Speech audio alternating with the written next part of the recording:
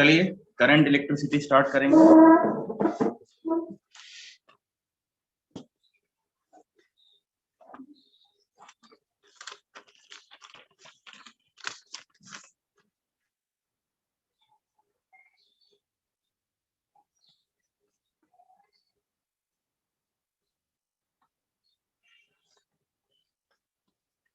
Circuit की problem, थोड़ी बहुत डिवाइसेस और कुछ बेसिक कंसेप्ट्स। तो सबसे पहली बात आती है करंट को डिफाइन करना है। तो करंट को डिफाइन करने के लिए पहले ये पता होना चाहिए कहाँ से करंट डिफाइन करनी है, करंट है क्या, क्या चीज है करंट। बेसिक सभी को आइडिया है कि करंट का मतलब होता है फ्लो ऑफ चार्ज। बेसिकली सब लोग इस चीज को दिमाग में रखते हैं। लेकिन एक्चुअली अगर हमसे कोई कहा जाए कि करंट को डिफाइन करना है किसी भी जगह से, तो करंट हमेशा डिफाइन की जाती है किसी भी क्रॉस सेक्शन से। कोई भी क्रॉस सेक्शन दे रखा है, उससे कुछ चार्जेस क्रॉस करके जा रहे हैं, किसी एक पर्टिकुलर डायरेक्शन में जा रहे हैं। सीधे परपेंडिकुलरली जा सकते हैं, थोड़ा ऑब्लिकली भी जा सकते हैं। तो अब मुझसे कोई कुछ कहे तो मैं डिफाइन करने लगूं, तो मैं डिफाइन करूंगा कोई भी क्रॉस सेक्शन दे रखा हो, किसी वायर का एक क्रॉस सेक्शन ले लेते हैं, इससे गुजरने वाला चार्ज सपोज करते हैं कोई वैल्यू है, डी क्यू है या क्यू है, कुछ भी। तो ये given cross section generally direction के परपेंडिकुलर डायरेक्शन में ये क्रॉस सेक्शन एज्यूम होगा। अगर डायरेक्शन अलग भी रखी होगी तो भी उसके लिए भी गेम हमारे पास है। तो फ्लो ऑफ चार्ज की बात की जा रही है। किसी भी क्रॉस सेक्शन से rate of flow of charge with respect to time is defined as current. या यूं बोल देते हैं कि कितना चार्ज पास किया पर यूनिट टाइम में। लेकिन per unit time is not the measurement, basically rate of flow of charge होना चाहिए। तो अगर मुझसे कोई कहे current through any cross section is defined as rate of flow of charge with respect to time. I is equal to dq by dt. Direction motion का भी बात तो भी करेंगे। एवरेज करंट, ये हो गई इंस्टेंटेनियस करंट, और average current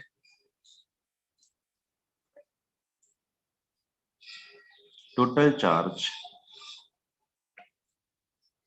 phloem through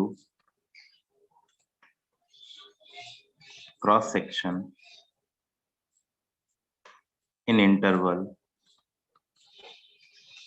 delta t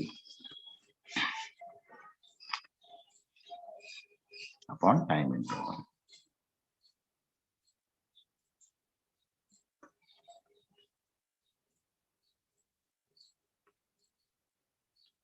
total upon total. और भी हमको एवरेज वैल्यूज का पता होगा।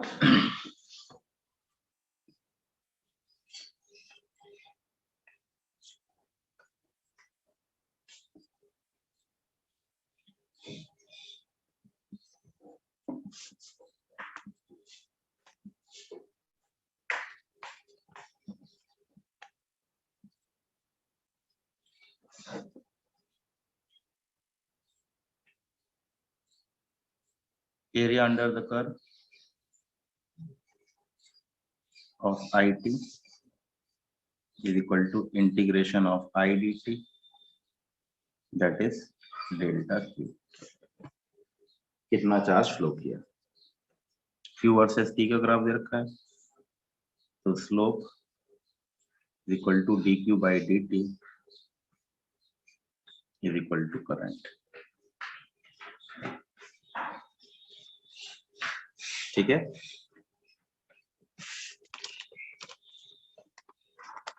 ऐसे भी बताता हूं, जैसे मान लीजिए कैपेसिटर की बात की है, इस पे चार्ज है तो ये चार्ज आ रहा है। If Q increasing I is equal to dq by dt plus if q decreasing I is equal to minus dq by dt। Decreasing function के लिए नेगेटिव साइन लगा देते हैं, इसको ध्यान रखना। आई एवरेज अगर निकालने के लिए बोले तो integration of I dt upon integration of dt या area of I T upon delta T. Basic values हैं, याद रखिए। ठीक है, तो करंट की डेफिनेशन बेसिकली उठाकर देगा आप लोगों को I is equal to D Q by D t. Q by t बहुत ही सिंपल फॉर्मूला हो जाता है, वो एवरेज वैल्यू होती है, वो सिंपल सा केस होता है। कई केसेस में कई तरीके की करंट होगी, हम सबकी बात करेंगे कौन कौन से हमारे चार्ज कैरियर्स हैं, लेकिन पहले हम इस फॉर्मूले के ऊपर काम कर लेते हैं।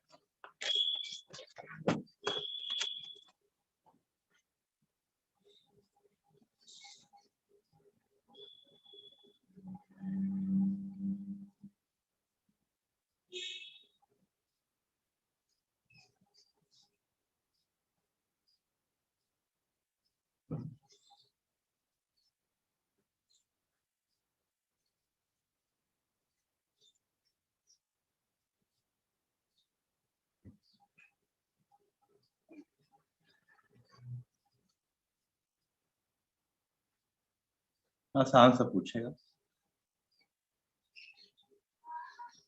अब सिंपल से तो नहीं पूछते हैं।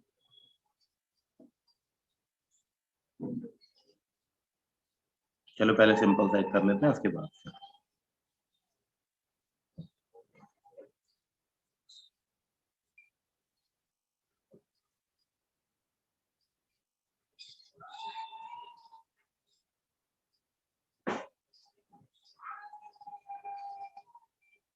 निकालिए जल्दी।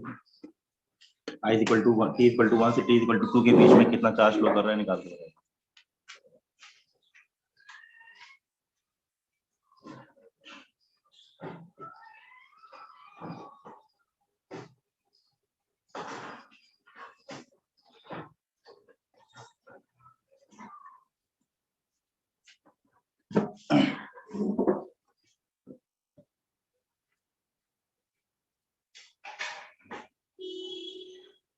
ठीक है, नया चैप्टर है, बिल्कुल कुछ पीछे वाली चीजों की कोई जरूरत नहीं है, सभी लोग ध्यान से पढ़िए। अगर कैपेसिटर वगैरह चैप्टर में कुछ गड़बड़ी है भी तो उसको धीरे धीरे सर्किट वाली प्रॉब्लम्स में सॉल्व हो जाएंगी, और यहाँ पर भी दोबारा कैपेसिटर होगा, इसलिए कृपया करके ध्यान दीजिए रहिए सब लोग।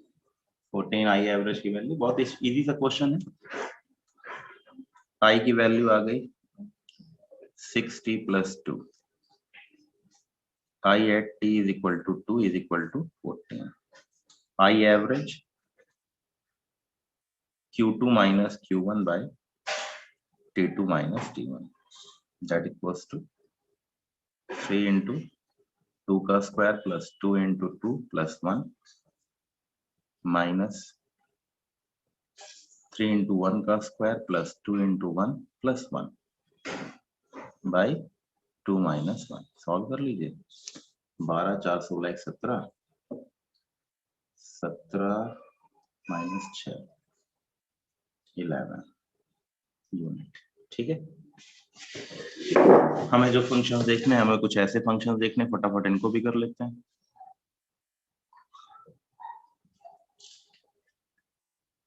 Q is equal to Q naught e to the power minus t by tau।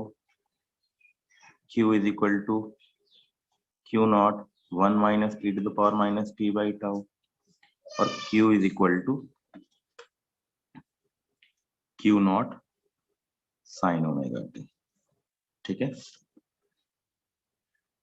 Find I at t is equal to t, I average between t is equal to 0 to t is equal to t। तीन question फटाफट solve कर लीजिए, ये तीनों function देखने को मिलेंगे हमारे फिजिक्स में आने वाले हैं, इसलिए हमको जरूरत पड़ेगी। इंक्रीजिंग फंक्शन, डिक्रीजिंग फंक्शन, ध्यान रखना है, निकालना है इंस्टेंटेनियस करंट की value. Increasing function Q increasing है, Q डिक्रीजिंग है कंटिन्यूअसली, ये इंक्रीजिंग डिक्रीजिंग है, सीधा dq by dt कीजिए, निकालिए value.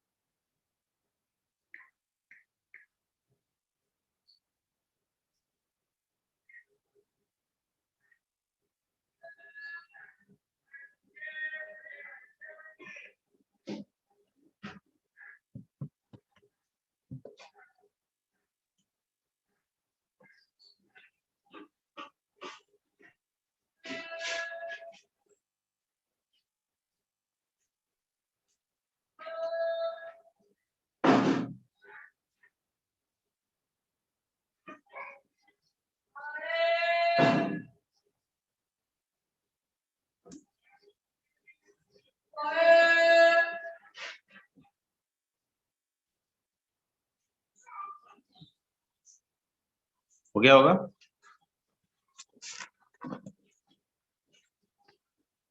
First i is equal to, हाँ वो वैल्यू मत लिखो, बस अपना सॉल्व कर लो, देख लो तुम लोगों से हो गया ना, हो गया होगा मैथमेटिक्स से basically. i is equal two plus D Q by D T.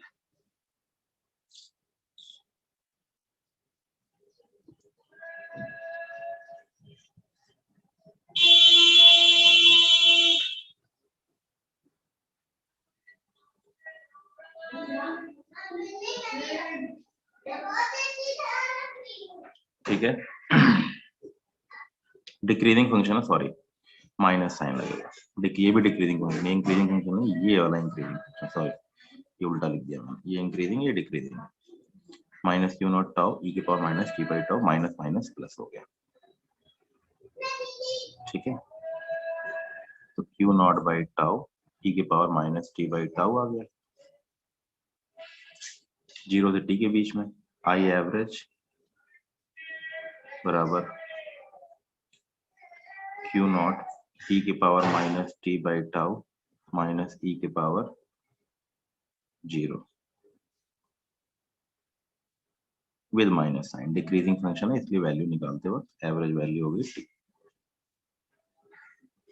ठीक है, वैल्यू निकाल लीजिए। सेकंड आई बराबर plus D Q by D T.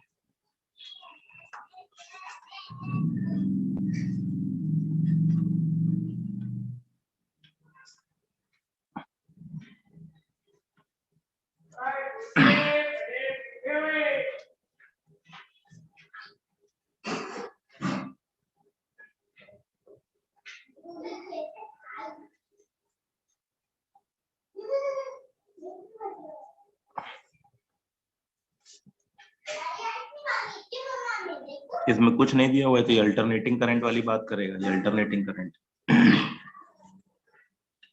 Q is equal to q naught, ये घटती बढ़ती रहेगी तो इसमें डायरेक्ट करिए, इसमें पता नहीं है ना इंक्रीजिंग या डिक्रीजिंग, वो टाइम इंटरवल पे डिपेंडेंट होगी, तो सीधे कर लेंगे वैल्यू प्लस माइनस अपने आप साइन कन्वर्ट कर लेंगे, यहाँ पर ही प्लस माइनस साइन कन्वर्ट कर सकता है, बट इंक्रीजिंग डिक्रीजिंग फंक्शन जो कंटिन्यूअसली इंक्रीजिंग डिक्रीजिंग फंक्शन होता है उसमें प्लस माइनस का ध्यान रखना होता है, ये बहुत इंपॉर्टेंट चीज है, नहीं तो वैल्यू नेगेटिव आ जाएगी तुरंत दिमाग क्लिक कर लेना है कि इसका मतलब है चार्ज की वैल्यू डिक्रीज कर रही है, नेगेटिव करंट की वैल्यू नेगेटिव नहीं होगी। सब कोई कहेगा कि डायरेक्शन पलटेगी, नहीं, दोनों में डायरेक्शन यही रहेगी। अभी हम बाद में इसी की बात जब करेंगे तब डायरेक्शन की बात भी करेंगे। तो I is equal to q naught omega cos of omega t, I average q naught sine omega t minus sine 0 by t. Average value भी हमारे काम की है, दूसरी वैल्यू भी हमारे काम की है, ठीक है, तो ध्यान रखना है, अच्छी बात है। फंक्शंस कितने भी बना दे, यहां से यहां तक है, चार्ज फ्लो कर रहा है, और भी कई तरीके के करंट होंगे, मूवेबल करंट, एक charge particle Q v velocity से चल के जा रहा है, किसी भी क्रॉस सेक्शन को क्रॉस कर रहा है, equivalent current dq by dt या q by t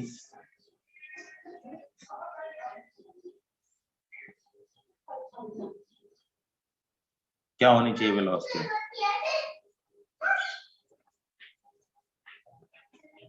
dt time में ये डिस्टेंस कितनी ट्रेवल करेगा, dl is equal to v dt, तो idl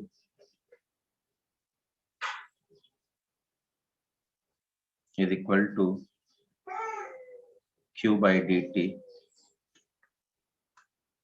into dl, that is qv। ये भी बड़े काम की चीज है, नोट कर लीजिए, यूज करेंगे मैग्नेटिज्म में।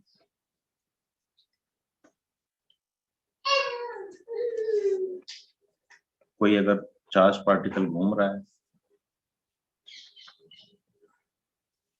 ओमेगा से, तो इक्विवेलेंट करंट हो जाएगी q by time period, q by 2 pi into omega, या I is equal to q omega by 2 pi, या q टाइम्स फ्रीक्वेंसी। तो इलेक्ट्रॉन की बात करें तो वो भी तो करंट है ना, कुछ कुछ करंट्स की बात अगर करें तो कुछ कुछ करंट को हमको इस तरीके से याद है।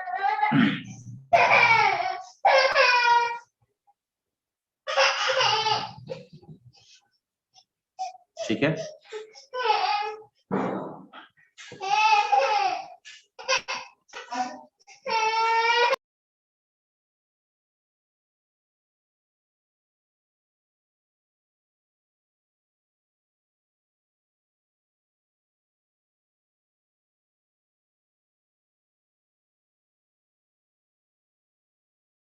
चिंगी परेशान कर रहा था। चलिए, रिवॉल्विंग करंट, मूवेबल करंट, इसमें डीएल का गेम चलेगा, कितनी तो टाइम पीरियड का गेम आएगा, कितना टाइम दिया, तो रिवॉल्विंग में तो पूरा का पूरा एक क्रॉस सेक्शन से चार्ज की वैल्यू क्रॉस करते हुए जाएगी, तो वैल्यू निकालनी पड़ेगी। अब कई बार ऐसे क्वेश्चन भी होते हैं, इलेक्ट्रोलाइट्स की बात करने लगता है, करंट इन 3 जगह मिलेंगे, फर्स्ट है कंडक्टर, सेकंड है सेमीकंडक्टर, और थर्ड है इलेक्ट्रोलाइट। कंडक्टर में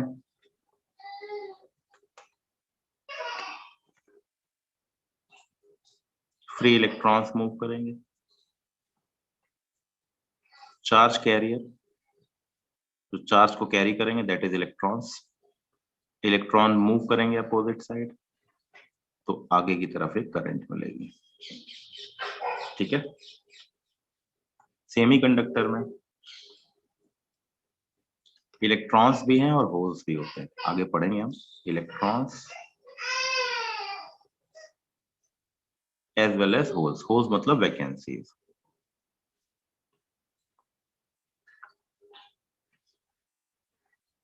charge carrier, electrons and holes, positive vacancy of electron, holes इधर चलेंगे तो इलेक्ट्रॉन्स इधर चलेंगे, आई इलेक्ट्रॉन आई होल्स दोनों एक ही तरफ आएंगे, नेट करंट दोनों की वजह से आएगी।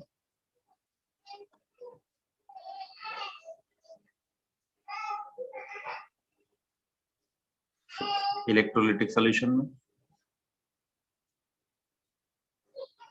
रॉड वॉड पड़ी होती हैं, आयंस वगैरह होते हैं, positive ions, negative ions, lightning conductor, electrolytic solution, ions, electrons, कुछ भी हो सकता है।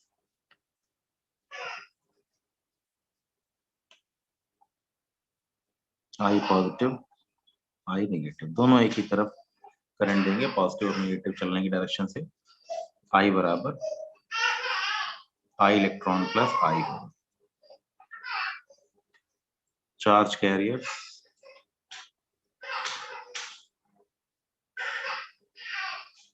आयंस।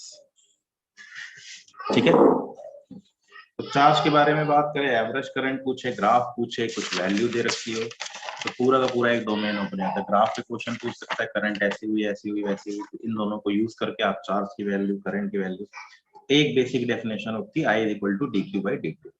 करंट अभी हमने मान रखी है परपेंडिकुलरली क्रॉस सेक्शन की जा रही है, अगर वो तिरछी जाएगी तो करंट का इफेक्ट हम थोड़ा सा बदल देंगे।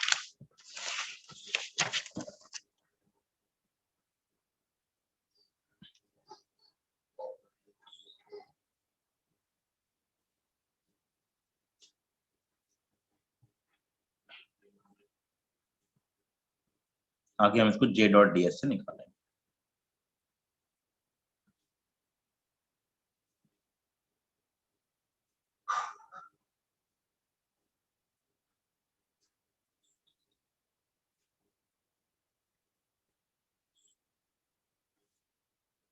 ठीक है, इससे करंट आई की वैल्यू आई रहेगी, और इससे करंट आई की value I dash I cos theta होगी।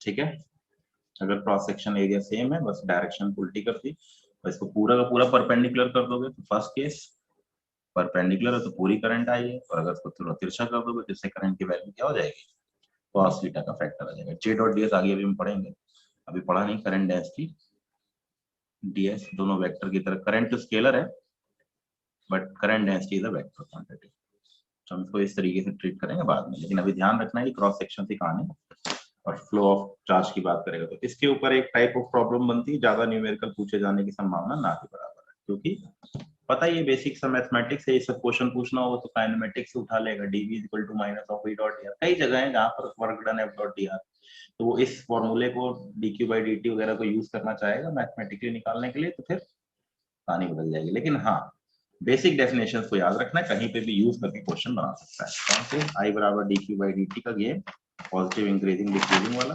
फैक्टर वाइज बात करेगा, तब इसको भी ध्यान रखिएगा। दो कैरियर्स हैं, दोनों की वजह से आएगा, सिंगल कैरियर है सिंगल कैरियर की वजह से आएगा, डबल कैरियर है डबल कैरियर की वजह से आएगा, कई सारे आयंस है तो कई सारे आयंस की वजह से करंट आएगा, हर कोई अपना अपना फ्लो दिखाएगा, क्योंकि हर कोई अलग अलग तरीके से चल रहा होगा, इसलिए सबकी करंट अलग अलग काउंट की जाएगी और सबकी करंट आपस में ऐड की जाएगी। इसी में तमाम फैक्टर्स बन जाएंगे, तमाम चीजें आ जाएंगी कि क्या होता है, क्या है ड्रिफ्ट वेलोसिटी, क्या है कंडक्टिविटी, क्या है रेजिस्टिविटी, ओम्स लॉ, V बराबर आई आर, सारा फैक्टर अब डेरिवेशन पे हम जाएंगे। ये जितनी भी चीजें पढ़ाने वाला हूँ शुरुआत तक, सीरीज पैरेलल तक जो बताऊंगा वो सब की सब चीजें बोर्ड में आने वाली है। ठीक है, हर एक आर्टिकल, छोटे छोटे 1 नंबर 2 नंबर आर्टिकल में प्रूफ करने में हर जगह आपको देखने को मिलेगी। ये तो डेफिनेशन, यूनिट वूनिट ये सब डायमेंशन वमेंशन तो खैर आपका काम है, कर लीजिएगा। अब करंट कितनी फ्लो करेगी, कैसे होगी, वैल्यू कैसे निकालनी पड़ेगी, वो आपका काम है।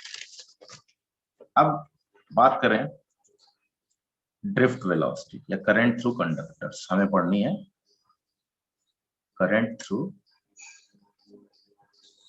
कंडक्टर्स।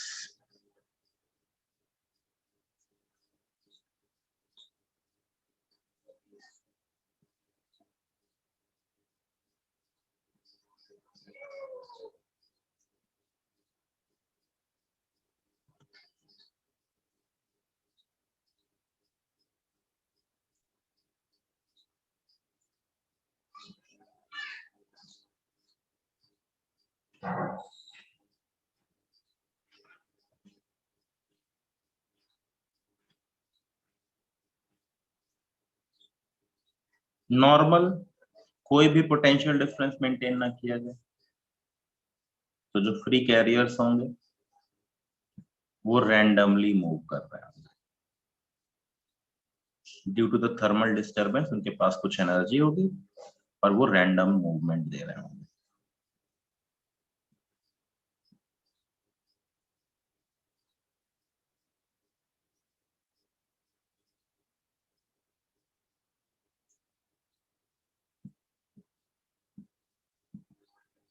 सबका रैंडम मूवमेंट है।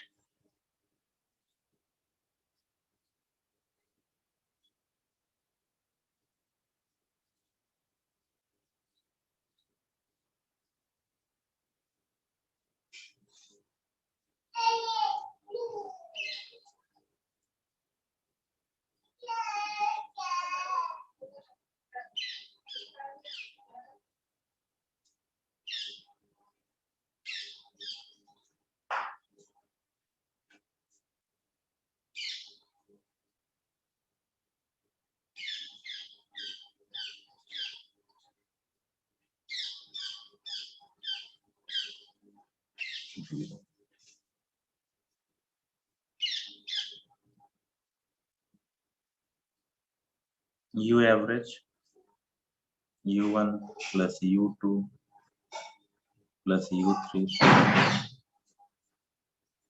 upon N is equal to 0। ठीक है।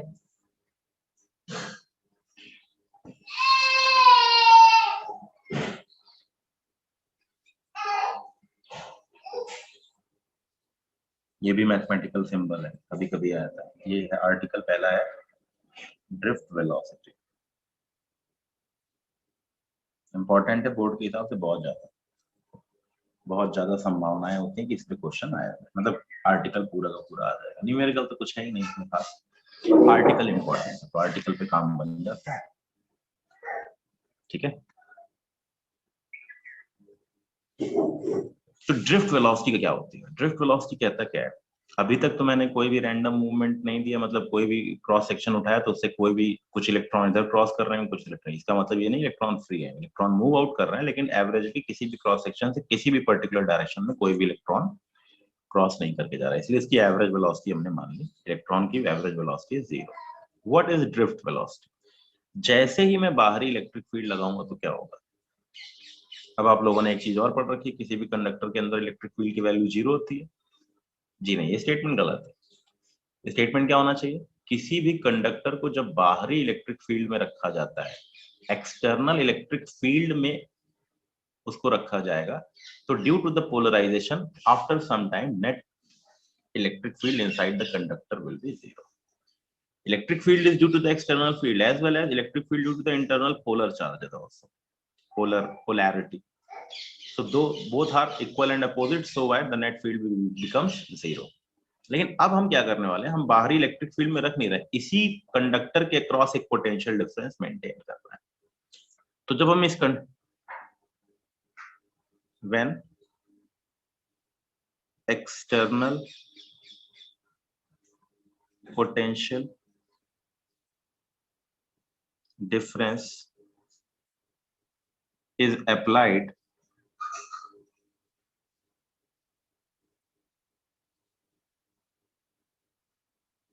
across any conductor, कैसे लगाया गया? हम बैटरी के बारे में हल्का फुल्का जानते ही हैं।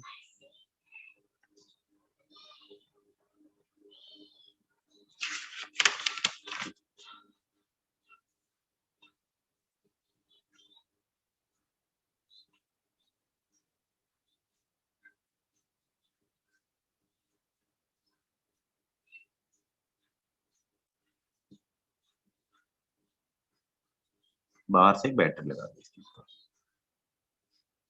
ठीक है। ये V पॉजिटिव बना दिया, ये V निगेटिव बना दिया।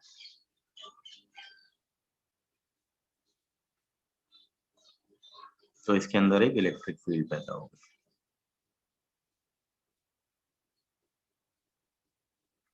इस इलेक्ट्रिक फील्ड की वजह से होगा क्या? अगर आप सोच के देखें तो आपको आइडिया लग जाएगा क्या होना चाहिए। बताइए क्या होगा। इस इलेक्ट्रिक फील्ड की वजह से आपको देखने को मिलेगा इलेक्ट्रॉन के ऊपर एक फोर्स। वो फोर्स क्या करेगा?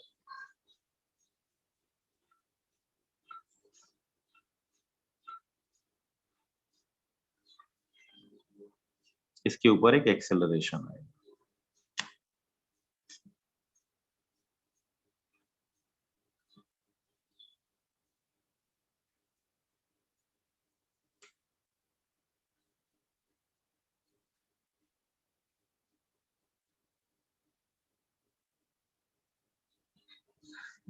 ठीक है, इलेक्ट्रिक फील्ड लगी।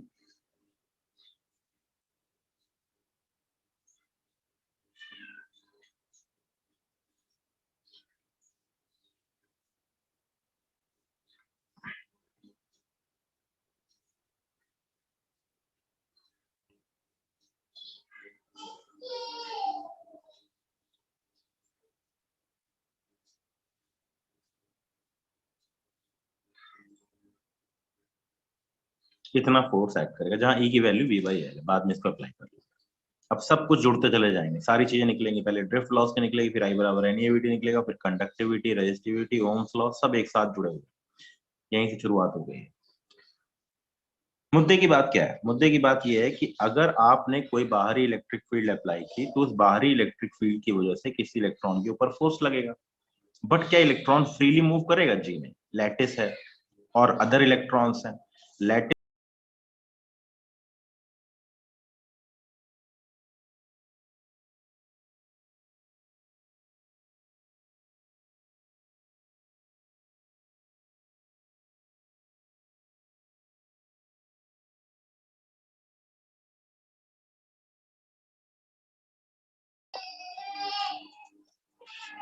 तो बात ड्रिफ्ट वेलोसिटी की, तो ड्रिफ्ट वेलोसिटी क्या होनी चाहिए? जब मैंने रैंडमली बिना इलेक्ट्रिक फील्ड अप्लाई किए कंडक्टर में इलेक्ट्रॉन्स को छोड़ दिया तो उनकी एवरेज वेलोसिटी आ रही थी 0। जैसे ही मैंने एक्सटर्नल इलेक्ट्रिक फील्ड लगाई या पोटेंशियल डिफरेंस मेंटेन किया तो हर इलेक्ट्रॉन के ऊपर एक फोर्स एक्सर्ट होने लगा। उसकी वजह से हर इलेक्ट्रॉन के पास एक इक्वल अमाउंट का एक्सेलरेशन मिलने लगा। लेकिन मजबूरी क्या थी? इलेक्ट्रॉन फ्रीली मूव नहीं कर सकता। वो चलेगा तो डिफरेंट डिफरेंट कोलिजन्स करता रहेगा। जब वो डिफरेंट डिफरेंट कोलिजन्स करता रहेगा तो वो कभी चलेगा, रुकेगा, चलेगा, रुकेगा, चलेगा, रुकेगा। हम ये मान लेते हैं उसके पास हमेशा उसकी थर्मल डिस्टरबेंस वाली वेलोसिटी बनी रहेगी। तो और एक कोलिजन करते वक्त जब लैटिस से टकराएगा तो रुक जाएगा, फिर स्टार्ट करेगा नई मोशन, फिर चलेगा, फिर रुकेगा, फिर चलेगा, फिर रुकेगा, फिर चलेगा, फिर रुकेगा, कुछ इस तरीके से मूवमेंट करता है। तो मुझसे क्या कहता है कि किसी भी समय पे मैंने कहा consider first electron,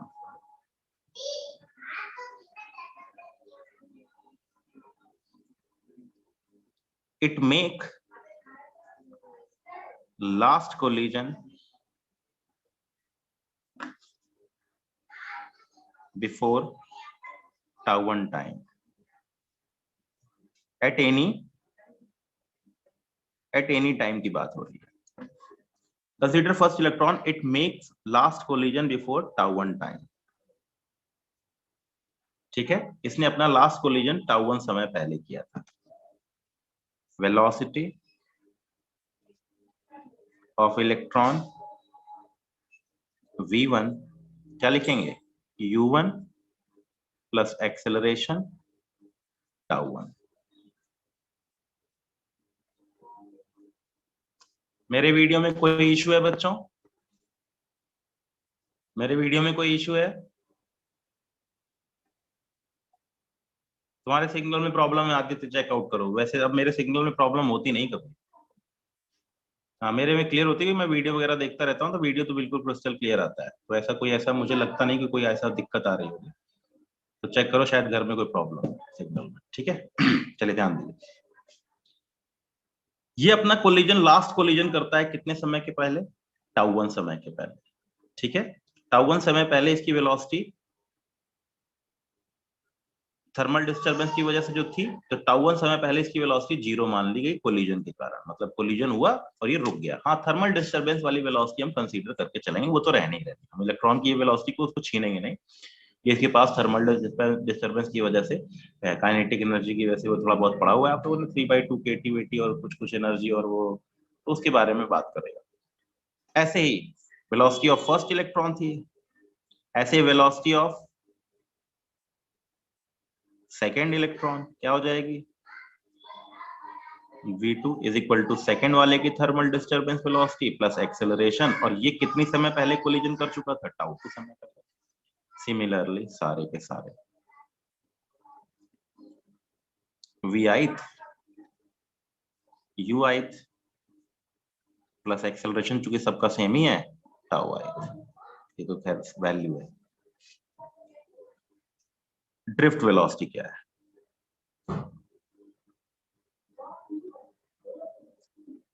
is average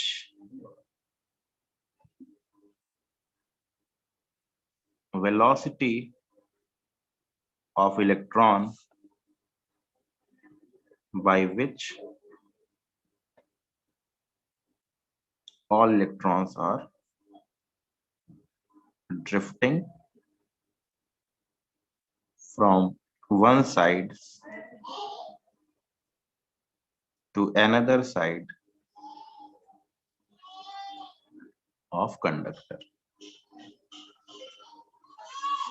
तो ड्रिफ्ट वेलोसिटी हो गई summation of vi by n, that is v1 plus v2 plus, ये एक्चुअली किसी इलेक्ट्रॉन की वेलोसिटी हो सकती है, लेकिन ये इलेक्ट्रॉन्स की वेलोसिटी नहीं होती, ये एवरेजली मूवमेंट की पर रेट। इसको दूसरे रेट से कैसे बताएंगे,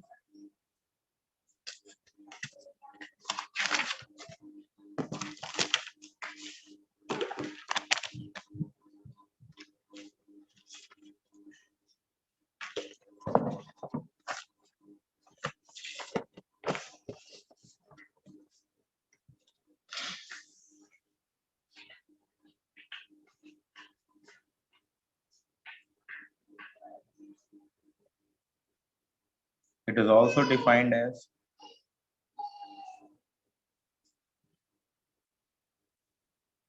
average rate by which electron travels distance is equal to delta s by delta t। ठीक है, तो ड्रिफ्ट वेलोसिटी की वैल्यू आ गई v1 plus v2 plus v3 upon, या ड्रिफ्ट वेलोसिटी की वैल्यू आ गई u1 plus a τ1 plus u2 plus a τ2 plus u3 plus a τ3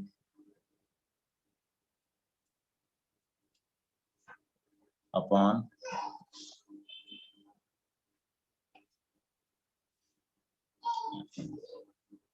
या लिख सकते हैं u1 plus u2 plus u3 by n plus acceleration सबके लिए सेम है, τ1 प्लस τ2 बाई n। ये वैल्यू हमने thermal disturbance,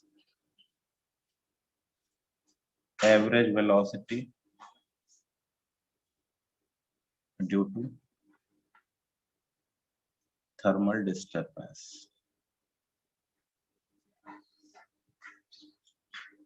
is equal to 0। तो ड्रिफ्ट वेलोसिटी आ गई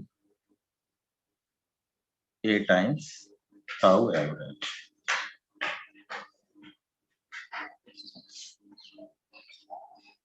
tau average, average relaxation time, या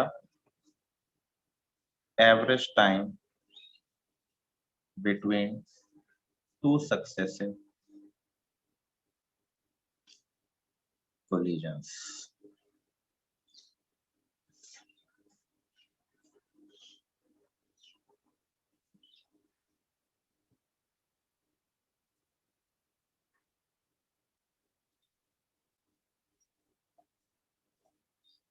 ये होती है ड्रिफ्ट वेलोसिटी, नोट कर लीजिए।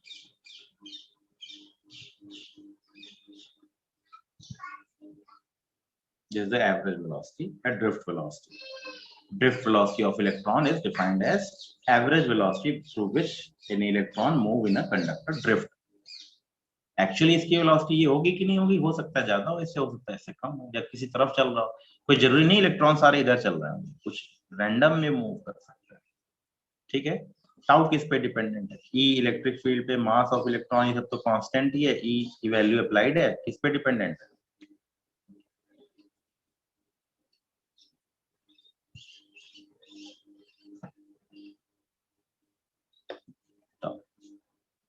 और टाउ टेम्परेचर पे डिपेंडेंट है, मटेरियल पे डिपेंडेंट।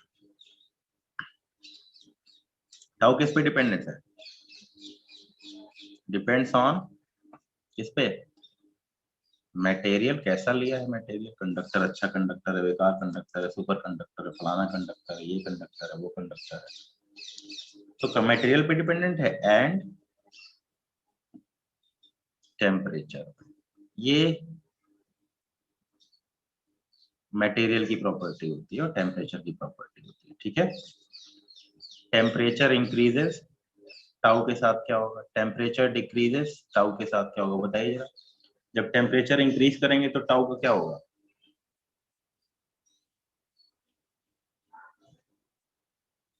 टेम्परेचर इंक्रीज करने पे टाउ के साथ क्या होगा?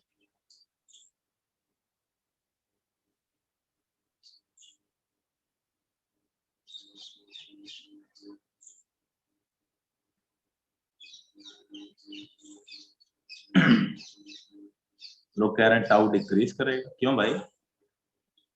टाउ डिक्रीज क्यों करेगा? टेम्परेचर बढ़ाने पे टाउ की वैल्यू डिक्रीज कैसे कर जाएगी?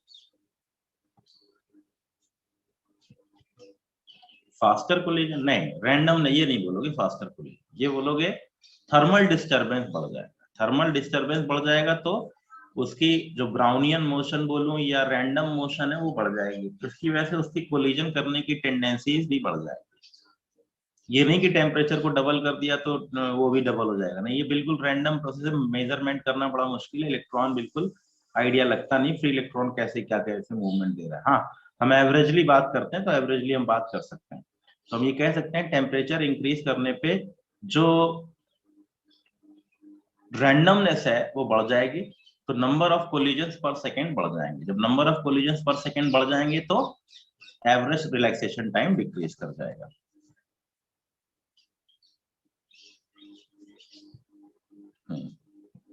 On increasing temperature, randomness of electrons increases and number of collisions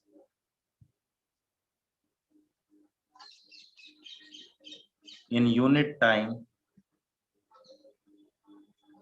increases. So tau decreases. तो टेम्परेचर बढ़ाने पर ड्रिफ्ट वेलोसिटी का क्या होगा? वो भी घट जाएगी, ड्रिफ्ट वेलोसिटी की वैल्यू भी घट जाएगी। ड्रिफ्ट वेलोसिटी ध्यान रखिए केवल टाउ पे डिपेंडेंट होती है, कितना क्रॉस सेक्शन, कितना कम क्रॉस सेक्शन लिया उससे कोई फर्क नहीं पड़ता। लोग कहते हैं बढ़ जाएगा तो घट जाएगा, तो ये हो जाएगा तो वो हो जाएगा, नहीं। ड्रिफ्ट वेलोसिटी क्या एरिया ऑफ क्रॉस सेक्शन बढ़ाने पे बढ़ जाएगी, घट जाएगी? मटेरियल सेम ले रखा है, उसके हिसाब से कंडक्टर लगा रखा है। अभी हम उसके बारे में बात करेंगे, आई बराबर एन ई वी टी का प्रूफ भी करेंगे, तब देखेंगे तो हमें आइडिया अच्छे से लग जाएगा। तो ये प्रूफ समझ में आ गया ड्रिफ्ट वेलोसिटी का, ये प्रूफ इंपॉर्टेंट है बोर्ड के हिसाब से, ध्यान रखिए।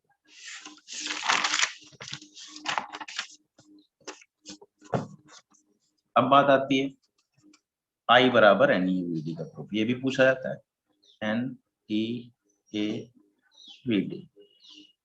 यहीं से अब सारे पैरामीटर्स निकलने लगे हैं। प्रूफ देख लेते हैं, फिर करंट डेंसिटी की बात करेंगे।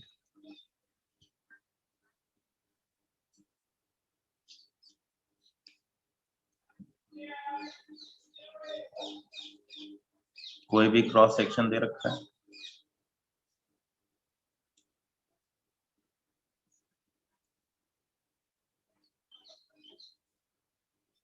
करंट इधर जा रहा है,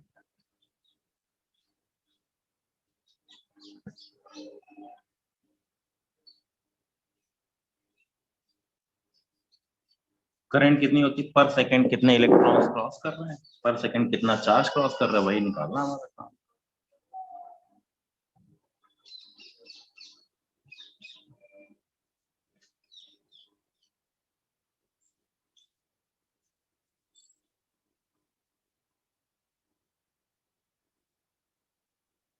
इलेक्ट्रॉन डेंसिटी जो number of electrons per unit volume बोला जाता है।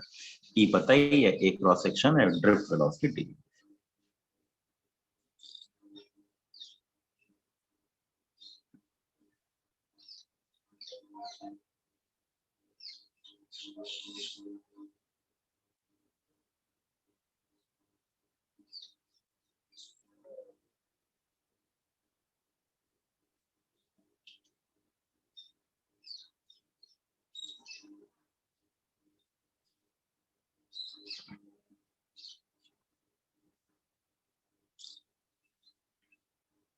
इलेक्ट्रॉन ड्रिफ्ट करके जा रहे हैं, इधर से इधर पहुंच रहे हैं। तो इन time delta T,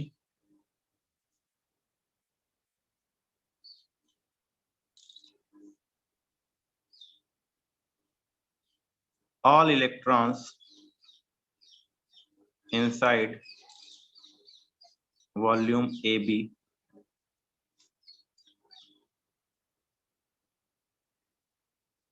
will cross section B। नहीं, डेल्टा टी टाइम में कोई भाई कितनी डिस्टेंस ट्रेवल करेगा, वीडी डेल्टा टी ट्रेवल करेगा, तो ये इलेक्ट्रॉन तो जल्दी से क्रॉस कर ही जाएगा। सबसे लास्ट में ये वाले क्रॉस सेक्शंस के इलेक्ट्रॉन क्रॉस करेंगे। V d delta t distance travel कर सकता है कोई भी इलेक्ट्रॉन, एवरेज की बात हो ही रही है, कोई तेज कोई कम है उसकी बात हो ही नहीं, तो एवरेज वेलोसिटी की बात हो रही है। तो जब एवरेज वेलोसिटी की बात हो रही है तो इलेक्ट्रॉन एवरेजली कौन कौन से इलेक्ट्रॉन क्रॉस कर जाएंगे, कितनी डिस्टेंस ट्रेवल करेंगे, in time delta t all electron inside volume A B will cross section B. कितनी डिस्टेंस है, वीडी इंटू डेल्टा टी। भाई एक इलेक्ट्रॉन चलेगा ना इतनी डिस्टेंस, तो ये वाला तो तुरंत क्रॉस कर जाएगा, सबसे लास्ट में ये वाला इलेक्ट्रॉन क्रॉस करेगा। यूं कहूं कि मैं ए और बी सेक्शन में जितने भी इलेक्ट्रॉन्स हैं वो सब इसको क्रॉस कर जाएंगे। So charge crossing be in delta T time, delta Q कितने इलेक्ट्रॉन्स होंगे, number of electrons per unit volume. कितना वॉल्यूम है, VD delta T into A, ये वॉल्यूम हो गया, इतने इलेक्ट्रॉन पास कर रहे हैं और एक इलेक्ट्रॉन का चार्ज इतना।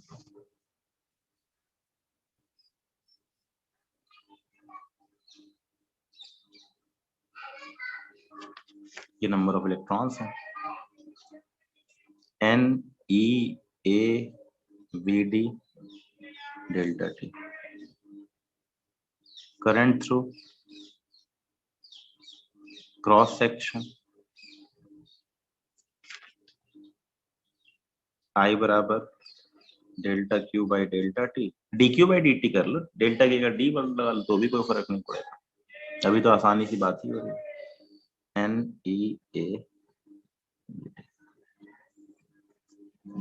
ये भी प्रूफ आया था 2 नंबर्स में, ये भी इंपॉर्टेंट है बोर्ड के हिसाब से, ठीक है। पाई बराबर N E A B T. तो करंट किसके ऊपर डिपेंडेंट है, एरिया पे डिपेंडेंट है, क्यों भाई।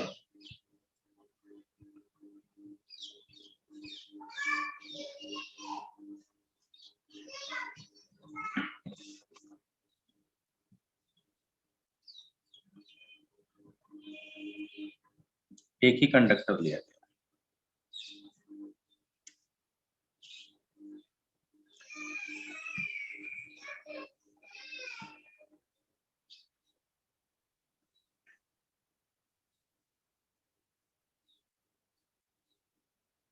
इधर करंट I1 है,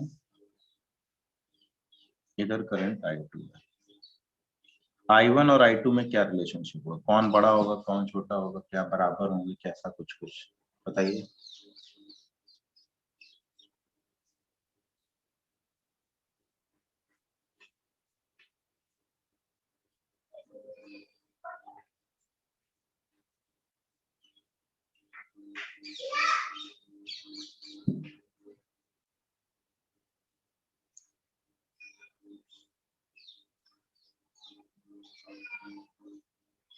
लोगों के दिमाग में फॉर्मूला देख के यही आ रहा होगा, N E A we D.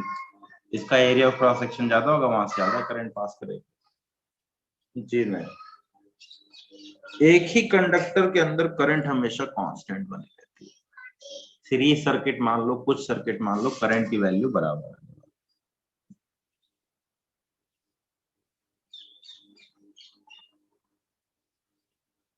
देख लीजिए, ये जनरली मिथ है लोगों का कि लोगों को लगता है कि इससे वो आ जाएगा, लेकिन नहीं, ऐसा कुछ भी नहीं।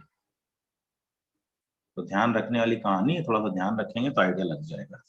I1 बराबर I2 है। क्यों भाई? पर सेकंड जितना चार्ज एंट्री कर रहा होगा पर सेकंड, उतना ही चार्ज तो यहां से एग्जिट कर रहा होगा।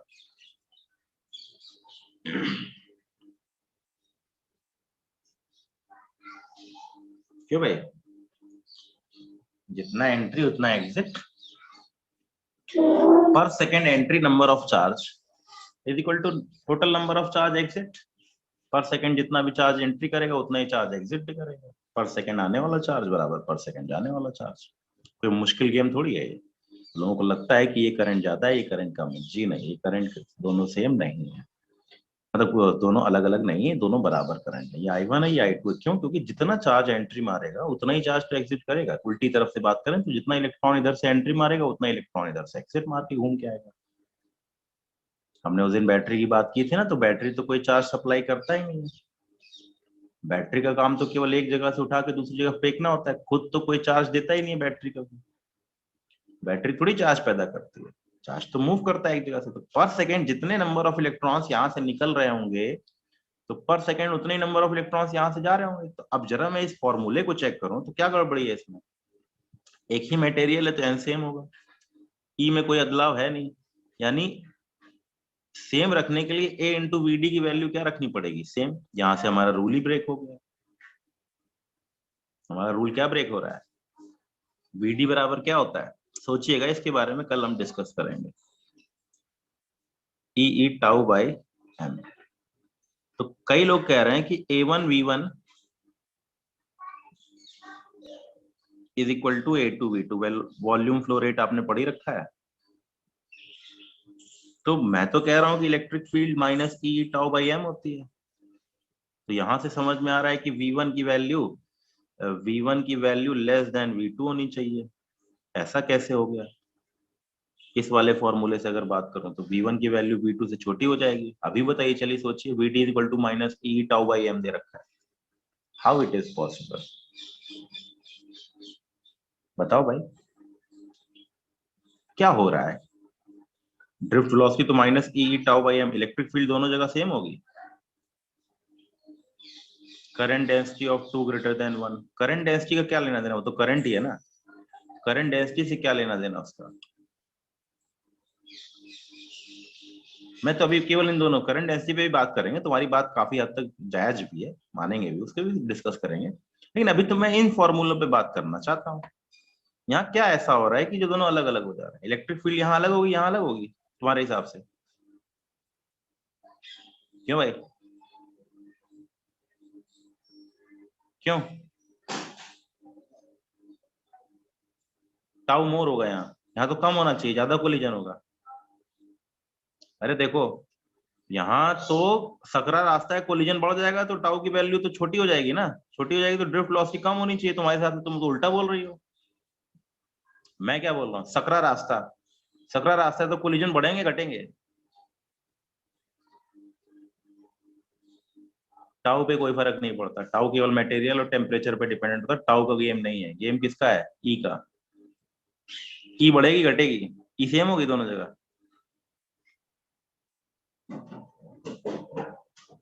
सोचिएगा क्या रीजन है इस क्वेश्चन को। ये तो क्लियर है कि I1 बराबर I2 है, यानी ये होना चाहिए, यानी ये होना चाहिए। नहीं है तो कुछ और पेंच है, कुछ और गड़बड़ी है। I1 बराबर I2 ट्रू है, बाकियों का मुझे नहीं पता। इसका इसका इसका मुझे नहीं आइडिया है। ये आप लोगों को सोचना है, सोच समझ के मुझे आंसर करना है। अब आप सोचिए क्या होता है, कैसे होता है, क्यों हुआ ऐसा, इसका आंसर ढूंढिए। कि भाई दोनों जगह पे करंट की वैल्यू में क्यों सेम है।